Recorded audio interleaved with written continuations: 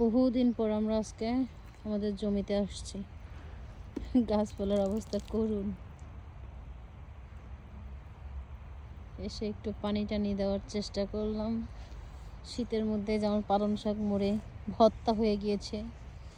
এদিকে আমার ধনিয়া পাতা লাগিয়েছিলাম, ছোট্ট ছোট বের হয়েছে কিন্তু বড় হচ্ছে না। এদিকে আমাদের পেঁয়াজ গাছগুলো যেমন লাগায় রেখে গেছে ওরকমই আছে।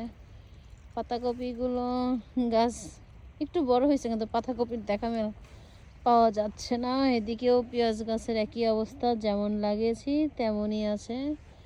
রসুন গাছগুলো আর কি রসুন থেকে বের হয়েছে কিন্তু বড় হচ্ছে না, আর সেবা যত্নও নাই কোনো। আজ 1-1.5 মাস, একে তো আবহাওয়া খারাপ, তারপরে বাসার সব অসুস্থ ছিলাম আমরা পুরা 3 সপ্তাহ ধরে। পুরো আমরা 1 মাসই আসি না, তাই না? ডিসেম্বরের হচ্ছে লাস্ট উইকের আগের উইক, মাঝামাঝিতে আর কি, ডিসেম্বরের 15-16 তারিখের দিকে একবার আসছিলাম। তারপর থেকে আর আসা নাই। আমাদের গাছের অবস্থাও খারাপ। আমার স্মার্ট কৃষকই কেতায় গেছে গা, আর কি হইব। আমাদের কৃষক সাহেবের অবস্থা খারাপ, শরীর ভালো না। সে আজ 3 সপ্তাহ ধরে অসুখে, রোগে শোকে জর্জরিত। তার আর জমি জমার কি হবে? এরকম অসুস্থ হয়ে থাকলে আপনার ক্ষেত বাগান হবে? বলেন সাই।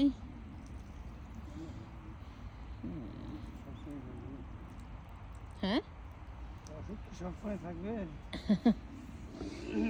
আল্লাহ ভরসা। এদিকে সবাই ঢেকে ঢুকে কি সুন্দর পর্দা দিয়ে চাষবাস করতেছে। পুরা জমিতে সবাই পর্দা লাগাই ফেলছে, কারণ এত ঠান্ডায় ডাইরেক্ট গাছ থাকে না। আমরা নতুন চাষি, তারপরেও চাষ করতেছি, দেখা যাক কি হয়। ইনশাল্লাহ নেক্সট ইয়ার থেকে আর এরকম হবে না।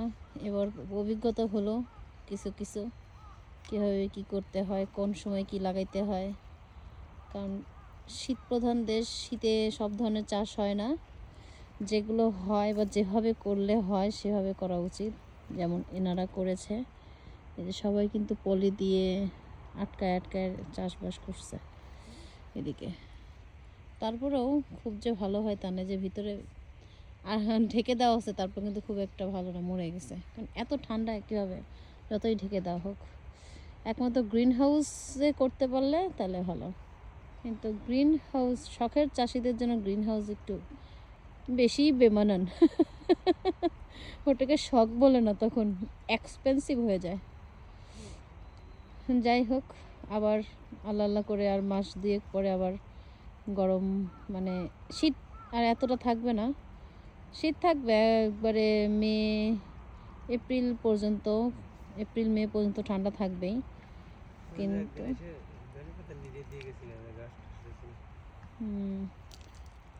এপ্রিল মে পর্যন্ত ঠান্ডা থাকবে, কিন্তু তারপরেও মানে কমে যাবে আর কি। মার্চ মাস থেকে একটু কমবে, এতটা তীব্রতা থাকবে না আর কি, মাইনাসে আর থাকবে না।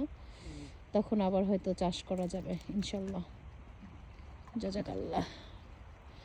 এই হলো আমাদের ক্ষেতের অবস্থা।